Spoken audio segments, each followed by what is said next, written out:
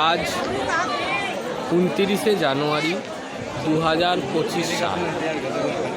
আজ হচ্ছে মহাকুম্ভ মেলার মৌনী অমাবস্যার শাহী স্নানের দিন।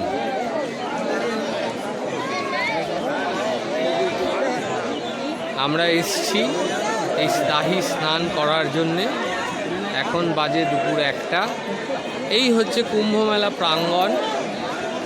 হাজার হাজার কোটি কোটি লোক এই দিক থেকে হেঁটে হেঁটে আসছেন পুণ্য স্নানের জন্যে। কত মানুষ যে আসছেন তার হিসাব আজ এখনও কেউ করতে পারছেন না। তো আমরা ভাগ্যবান যে আজকের দিনে আমরা উপস্থিত হতে পেরেছি।